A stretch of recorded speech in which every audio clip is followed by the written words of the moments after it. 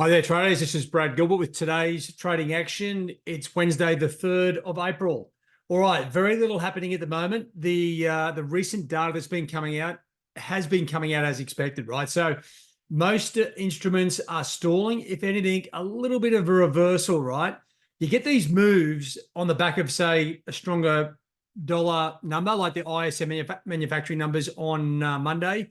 Now, that's all dissipated, right? The market is drifting. And so what happens is you get a bit of a square up, bit of a squeeze, and a bit of a correction. And that's what we're seeing here on the dollar index and euro. It's happening on the Aussie, sterling, and Kiwi. And there was a bit of an earthquake. I think it was in Taiwan, which may impact southern Japan, but nothing major happening there.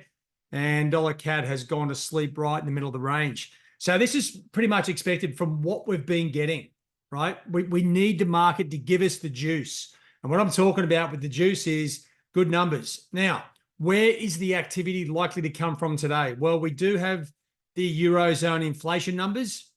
Now, these numbers have been coming out as expected, but don't get complacent.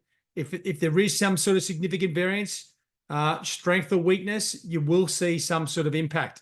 And then on the back of that, following Monday's manufacturing numbers, the ISM services PMI, and then you've got the Fed Chairman Powell speaking later in the day, right? So these are your three major sort of events that are coming out.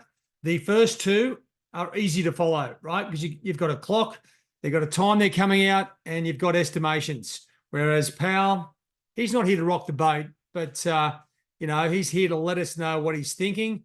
So just keep a track on those three key events. When you are looking at the markets at the moment, just have a look across the board here. If I can just get that pen back up. Where do I put it? Over here. Okay, so like at the moment, a bit of it's a bit of a mixed reaction here on the US equity futures, right? And that sets a tone for the global markets. Asian equities, well, they're getting belted at the moment. And the early sign for European equities also down. The NASDAQ and the S&P Mini are also lower. But you know what? This is the strange thing. It's like everything is going up. The dollar's going up. The euro, sterling, Aussie, Kiwi are going up. It's like one of those weird sort of days where nothing's really happening, okay? US Treasury yield prices are up, which means the dollar yields are down. That would support a weaker dollar, but we're not really seeing it. In actual fact, if I just clear that screen, I mean, check out the movement here on the day in the Asian session, right? 0.1%, 0.2, 0.4, 0.3.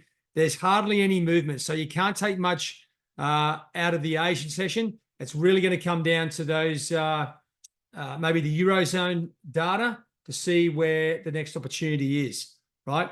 So not much to sort of go by just at the moment. Don't lose your marbles.